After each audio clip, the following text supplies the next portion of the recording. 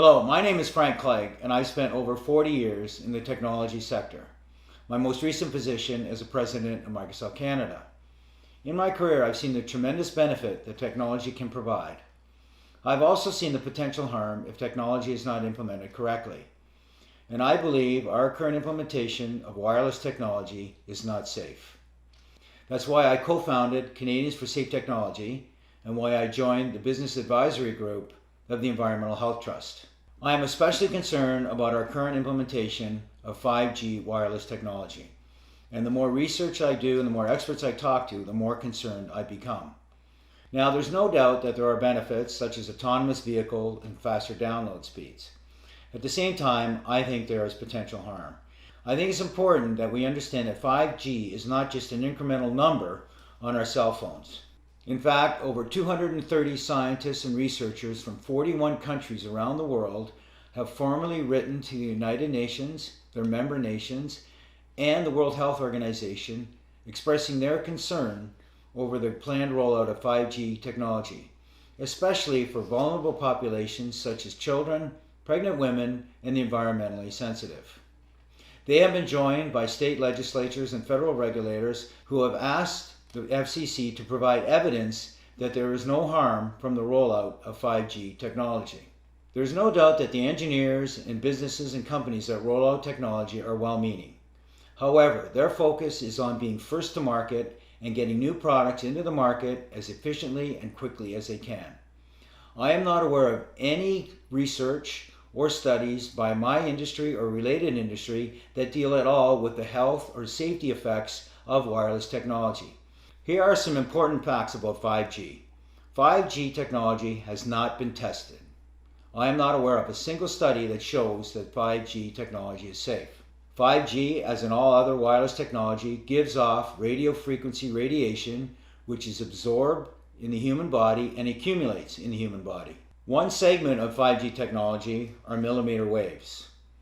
Millimeter waves are used by the US and Israeli government in their active denial systems, which are used for crowd control.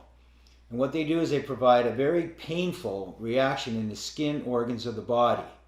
We have no idea what the impacts will be to human health if that kind of millimeter wave technology is used and we are exposed to it 24 hours a day, 7 days a week. There are significant proven health effects from wireless technology and wireless devices. These include insomnia, headaches, fatigue, heart palpitations, all caused by exposure to wireless devices and the radiation from them. More serious symptoms and conditions include heart arrhythmia, infertility, tinnitus, numbness or tingling in the extremities, diabetes, cancer, and permanent DNA damage. Mental health is also impacted, with increased anxiety, depression, rises in ADHD and autism, mood swings, and emotional instability. In fact, all of these health factors and conditions have risen exponentially over the last 30 years, and hundreds of studies that show proof of biological harm from wireless devices. Most recently, in 2018, the National Institute of Health's National Toxicology Program released the findings of a 14-year, $25 million study that showed clear evidence of harm in terms of cancer and permanent DNA damage. This study, several months later, was verified by the prestigious Ramazzini Institute out of Italy, which found the same results. Now you may ask how a product that has this potential harm could ever be released to the market and to the public for public use. Well, the way the process works is the FCC regulates all wireless devices and products associated with them. Unfortunately, the FCC is made up of previous telecom executives, lawyers, and engineers. It does not have any scientists or doctors that you would expect to be involved with the regulation of potentially harmful products. In fact, the FCC guidelines are 20 years out of date without any major significant improvement. Countries such as China, Russia, Italy, and Switzerland have safety guidelines that are 100 times safer for their citizens. The FCC guidelines are based on small, short-term, infrequent exposure. They do not worry about the accumulated effects for multiple devices. They don't measure or monitor exposure 24 hours a day or 7 days a week. And they have no special consideration for children, pregnant women, or those who have shown environmentally sensitivities to wireless radiation. In addition to the concerns about the guidelines, there is actually no oversight provided by the FCC, and in fact the telecommunications industry is self-policing. So what we are left with is almost a Wild West scenario where the regulations and the guidelines are significantly lacking and the industry is left to its own accord to roll this technology out to the marketplace. In addition to the concerns about the FCC guidelines themselves, the Federal Telecommunications Act of 1996 prohibits any telecommunication company to be sued on the basis of the safety or health of their products. So in other words, there is no liability to the telecommunications industry of any of the impacts of their products. Just last week, the reinsurer Swiss Re came out with their annual forecasts, and they specifically identified 5G technology as an upcoming insurable health concern globally over the next 3 years.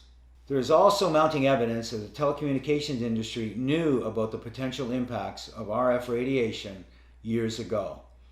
And in fact, we're starting to see some of the behavior from my industry similar to what the tobacco industry did over the last few decades.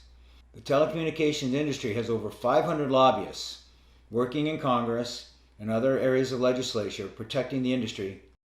Together, all of these issues that I've referenced, plus the general lack of awareness in the general public, have led us to the situation where we are today.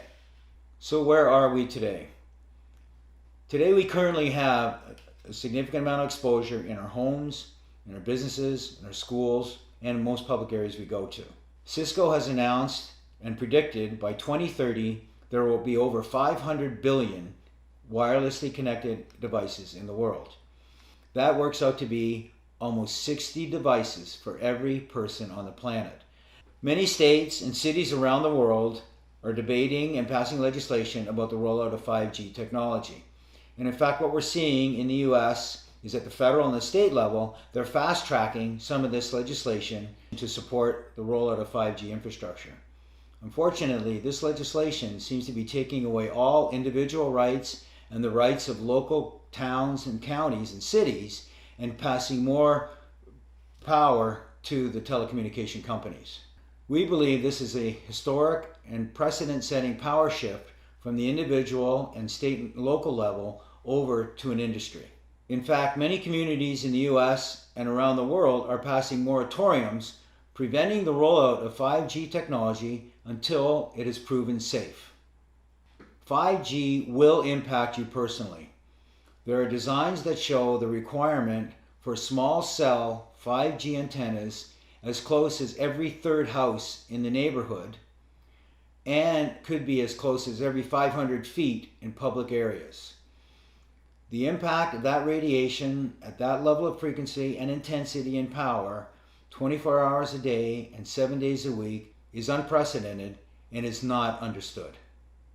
I've spent the last 5 years of my life, I've had the opportunity to meet with experts on a worldwide basis who have spent their careers studying the impact of wireless radiation and devices. I've also had the opportunity to meet with some of the great minds in the technology sector who have helped create these tremendous products that we use in our lives and provide tremendous benefit to us. I am convinced that there are safer alternatives available so we can have the best of both worlds. Technology that can provide the tremendous benefits, but technology that is safe. There is no incentive or motivation to provide the research and the funding to look for safer alternatives. So that's why it's up to us to help encourage that investment. That can be by asking our legislators to pass legislation, encouraging industry to do it, or it can be by us directly trying to advocate for change in the industry to allow them to become more responsible to provide safer technology that still provides tremendous benefit. We can't do this all on our own. We need your help.